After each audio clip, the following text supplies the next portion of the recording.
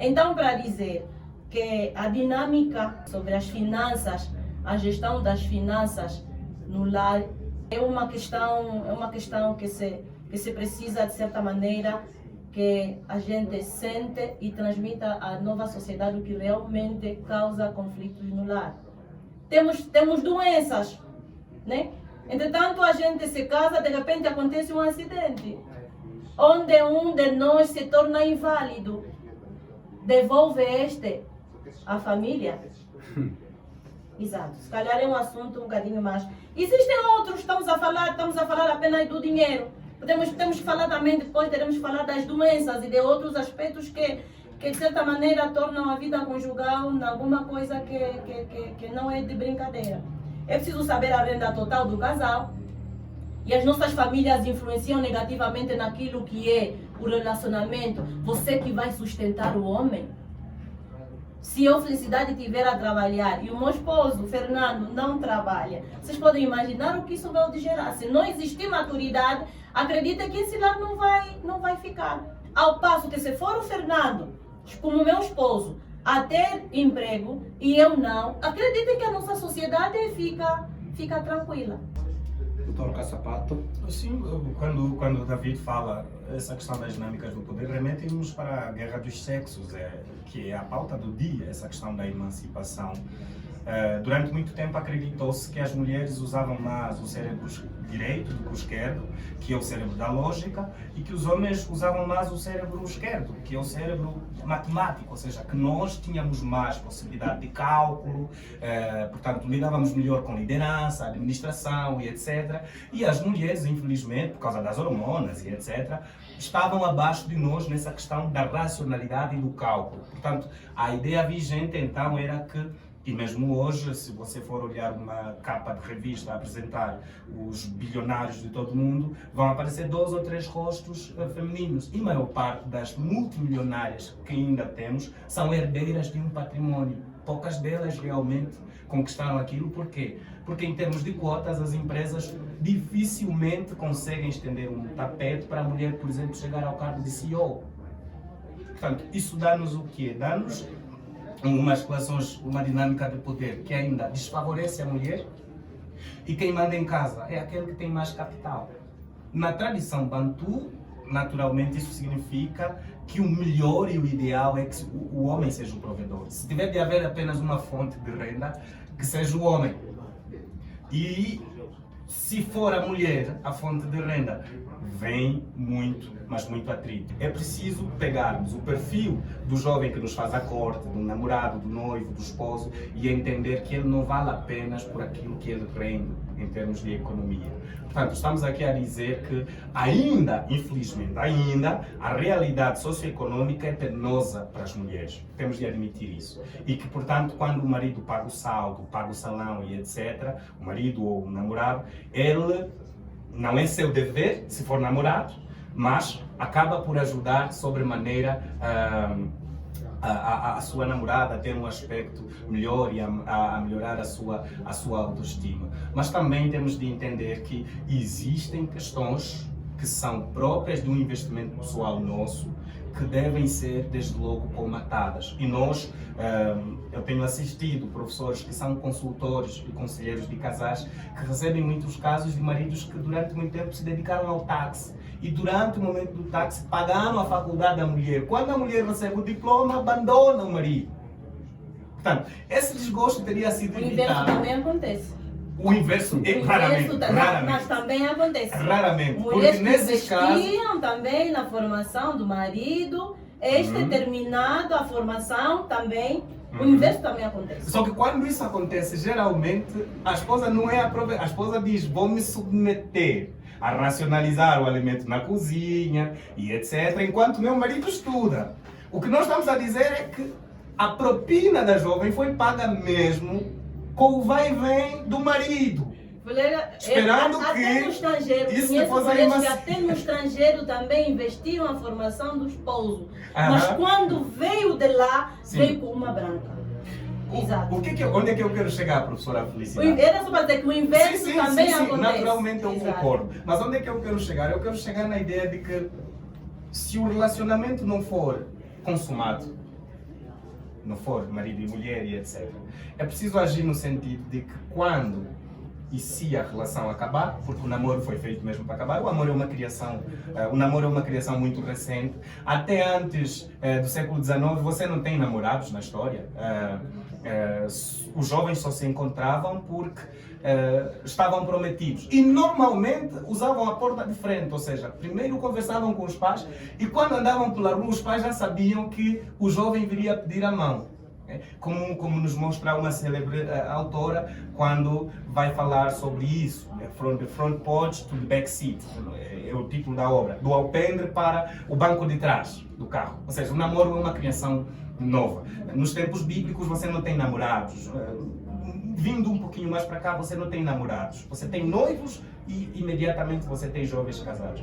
No namoro, é preciso agir de tal forma que se acabar, porque pode acabar, e eu insisto, namoro foi feito para acabar mesmo. Se é agressivo, se mostra que é desatento, é atrapalhado, é melhor. Parece que na fase do namoro com a mulher ninguém também, consegue ver esse com a aspecto. namorada também. Não estuda, não se aplica, não pode deixar.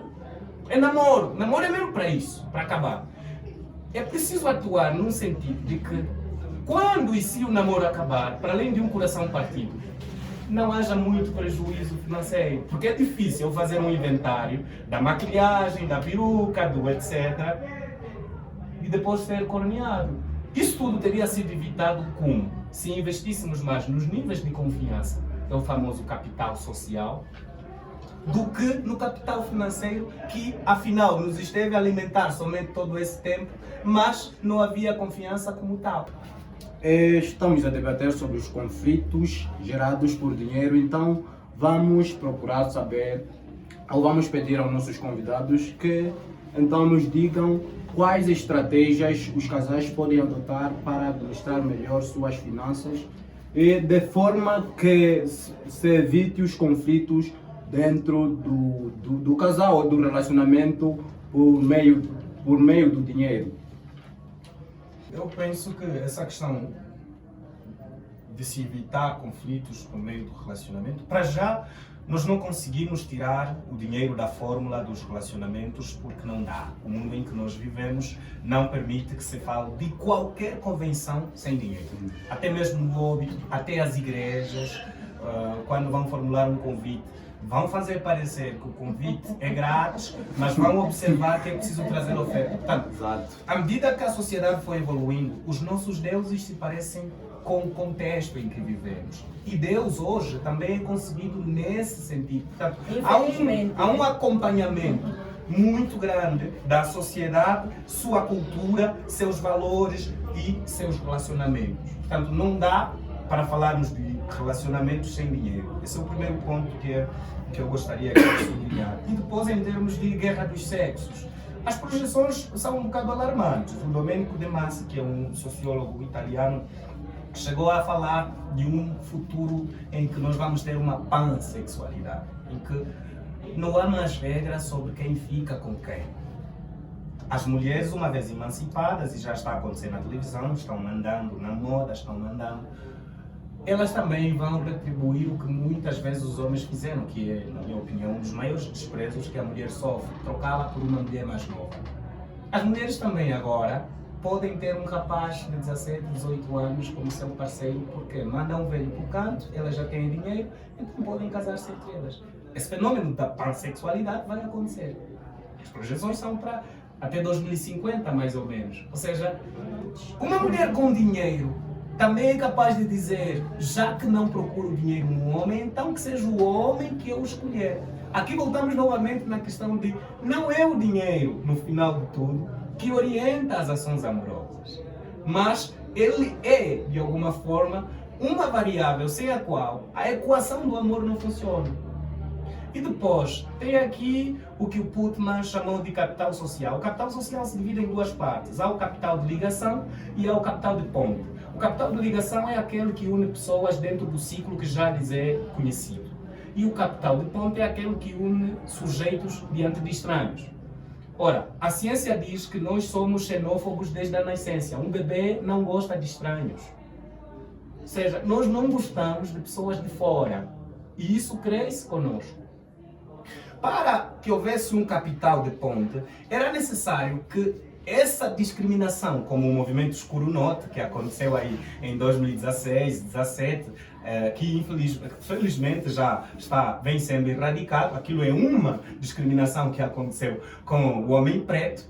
Eu não gosto de usar a terminologia escuro, porque escuro remete à raça, e raça não existe. Portanto, cor existe. Então, eu sou preto e não escuro. Acontece que eu tenho melanina a mais e um outro pode ter melanina a menos, como um albino, por exemplo. E é deficiência, no caso. É considerado uma condição genética que tem de ser tratada, acompanhada e etc. Portanto, o que estou a dizer é que, já que o dinheiro parece orientar as nossas ações todas, era bom que as nossas irmãs, as empoderadas, fizessem o seguinte, e isso está prestes a acontecer, que velassem mais pelo capital de ligação, que é casar-se entre iguais. Porque o que vai acontecer às vezes é que ela está num colchão gasto e vai pedir um iPhone. Não é justo. Não é justo por parte de quem? Não é justo por parte do rapaz. Que porque não conhece que ela não tem custo, que ela não tem colchão. Se ele vai dar um iPhone do último modelo, o iPhone 15, o normal é que esse capital financeiro seja investido em alguém que tem capital cultural, simbólico e financeiro igual. E já há uma tendência muito grande, que por muitas exemplo... vezes também não funciona, não, né? mas o que está a acontecer, e é um risco para mim como sociólogo, como cientista social, o risco é, vamos ter pessoas a casar-se sem essa heterogeneidade, vai ter homogeneidade em tudo. O filho da governadora vai procurar saber quem é a vice-governadora de um setor econômico que tem uma filha para casar. E isso não é ganho.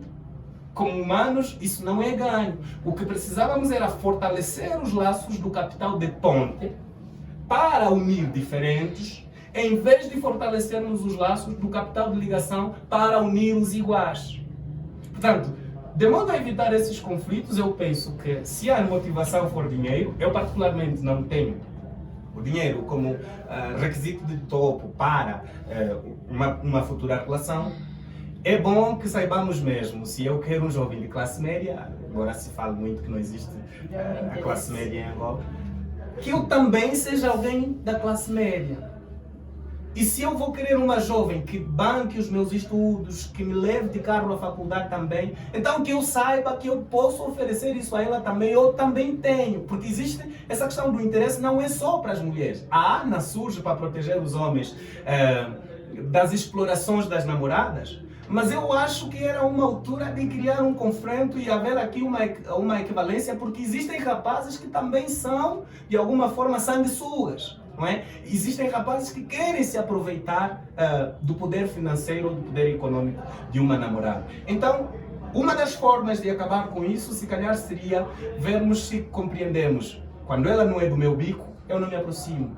E se me aproximo é para fazer amizade. Somente quando eu entender que não é ela não me aceita por pena e etc. E não me vai olhar com desprezo, quando eu não conseguir criar condições para ela, então sim eu posso me aproximar. Essa parece ser a única forma. A outra é não olharmos muito para os filtros que a internet nos apresenta.